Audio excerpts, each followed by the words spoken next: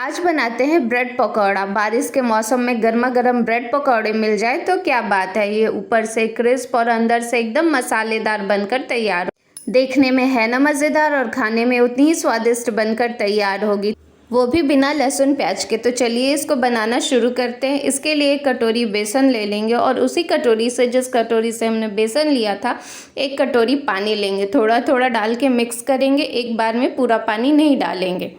घोल लेते हैं और बेसन अभी हमारा गाढ़ा है, इसमें थोड़ा और पानी डालेंगे और इसको लम्प्स फ्री बैटर बना के हम तैयार करें।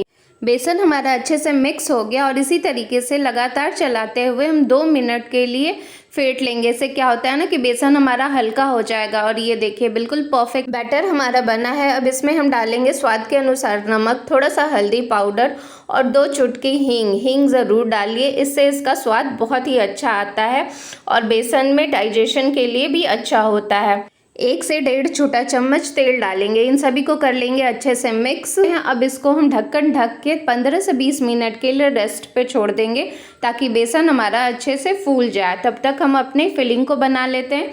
एक पैन में हम डालेंगे 3 टेबलस्पून ऑयल, 1 छोटा चम्मच जीरा, 1 छोटा चम्मच दरदरी कुटी हुई धनिया, 1 छोटा चम्मच सौंफ से हमारी फिलिंग में बहुत ही अच्छा फ्लेवर आता है। 1 छोटा चम्मच ग्रेट किया हुआ अदरक, 2 छोटी चम्मच बारीक कटी हुई हरी मिर्च। तीखा आप अपने हिसाब से कम या ज़्यादा यहाँ पे कर सकते हैं।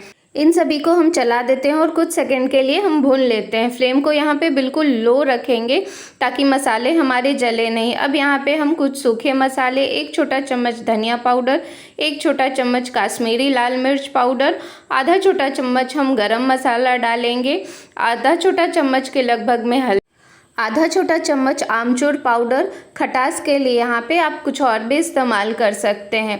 स्वाद के अनुसार नमक डालेंगे और इसको भी हम कुछ सेकंड के लिए भून लेंगे। ध्यान रखेंगे फ्लेम को बिल्कुल लो टू मीडियम रखेंगे ताकि मसाले हमारे जले नहीं। कुछ सेकंड के लिए इसको हम भून लेते हैं। अब इसमें हम डालेंगे थोड़ा सा पानी ताकि मसाले हमारे अच्छे से फूल जाए और अच्छे से पक जाए। इसको अच्छे से मिक्स कर देंगे और ये देखिए कुछ सेकंड में ही हमारा मसाला अच्छे से भुनकर तैयार हो गया और इसमें कलर भी बहुत ही अच्छा आया है। मसालों से बहुत ही अच्छी खुशबू आ रही है। अब यहाँ पे हम डालेंगे 5 मीडियम साइज़ के बॉइल्ड मैश किए हुए आलू। इसे भून लेते हैं ताकि मसाले और आलू एक दूसरे में अच्छे से मिक्स हो जाएं और इसको इसी तरीके से लगातार चलाते हुए 2 मिनट के लिए भून लेंगे। इससे क्या होगा ना कि हमारे आलूओं का फ्लेवर और भी निखर कर आएगा। आलू हमारे अच्छे से भुन चुके हैं और अब यहाँ पे लास्ट में हम डालेंगे 2 टेबलस्पून टमाटो केचप। इससे हमारे फिलिंग का स्वाद कई गुना बढ़ जाएगा। ये चटपटा सा बनकर तैयार होगा। इससे क्या होगा ना कि फिलिंग हमारी मॉइस्ट रहेगी और इसका कलर भी बहुत ही अच्छा आएगा। अगर आपको टमाटो केचप ना पसंद हो तो इसके जगह पे आप रेड चिली सॉस भी डाल सकते हैं। इन सभी को कर देंगे अच्छे से मिक्स। ऊपर से डालेंगे कसूरी मेथी और इसको भी 1 मिनट के लिए लगातार चलाते हुए भून लेंगे ताकि ये अच्छे से मिक्स हो जाए और हमारा तीखा चटपटा मसालेदार फिलिंग बनकर तैयार हो गया। गैस के फ्लेम को यहाँ पे हम कर देते हैं बंद और इसको ठंडा होने के लिए छोड़ देते हैं। ब्रेड पकौड़े बनाने के लिए हम 4 ब्रेड के स्लाइस को ले लेते हैं, 2 को यहाँ पे हटा देते हैं और 2 का इस्तेमाल करते हैं। इसको इस तरीके से रख देते हैं। एक ऊपर हम ग्रीन चटनी लगाएंगे और इसको हम अच्छे से चारों तरफ से फैला देंगे। अब दूसरे ब्रेड के स्लाइस पे हम टमाटो केचप डालेंगे। अगर टमाटो केचप आप नहीं डालना चाहते हैं तो इसके जगह पे आप शेजवान चटनी लगा सकते हैं। ये तीखी चटपटी बनकर तैयार होगी। और जो आलू की फिलिंग हमने बनाकर तैयार की थी ना, उसको इस तरीके से ब्रेड पे रख के चारों तरफ से इवनली फैला देंगे। अब दूसरे ब्रेड के स्लाइस को इस तरीके से रख देंगे और इसको हल्का सा प्रेस कर देंगे और इसको चाकू की मदद से इस तरीके से तिकोन काट कर हम तैयार कर लेंगे। ट्रायंगल शेप में इसको काट लेंगे और ये देखिए इसकी फिलिंग कितनी अच्छी सी स्टफ्ड है और ग्रीन और रेड चटनी भी एकदम बढ़िया से दिख रही है। अब हम यहाँ पे बेसन को चेक कर लेते हैं। ये देखिए बेसन हमारे अच्छे से सेट हो गया और उसके ऊपर हल्की हल्की बबल्स भी आ गई है। अब इसमें डालेंगे आधा छोटा चम्मच अजवाइन। इसको हाथ से क्रश करके डालेंगे, इससे फ्लेवर बहुत ही अच्छा आता है। इसको अच्छे से मिक्स कर देंगे और लास्ट में हम डालेंगे एक चौथाई चम्मच बेकिंग पाउडर, हाँ बेकिंग सोडा नहीं इस्तेमाल करेंगे, यहाँ पे हम बेकिंग पाउडर का इस्तेमाल करेंगे। इससे क्या होगा ना कि पकोड़े हमारे तेल नहीं पिएंगे और बहुत ही फ्लफ़ी बनकर तैयार होंगे। ये देखिए बैटर परफेक्ट बना है, ना ज़्यादा पतला ना ज़्यादा थिक। अब हम अपने ब्रेड को पहले इस तरीके से साइड को डुबाएंगे, फिर दूसरे साइड को डुबाएंगे।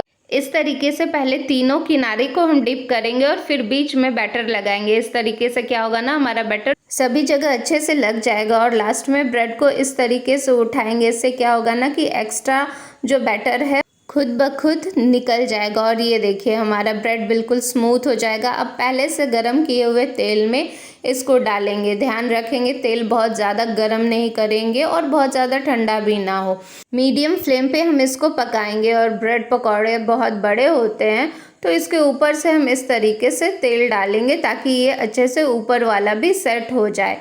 इससे क्या होता है ना कि दोनों तरफ से ब्रेड पकौड़ा हमारा अच्छा से सिक कर तैयार होगा। अब इसको हम दूसरे साइड से पलट देते हैं।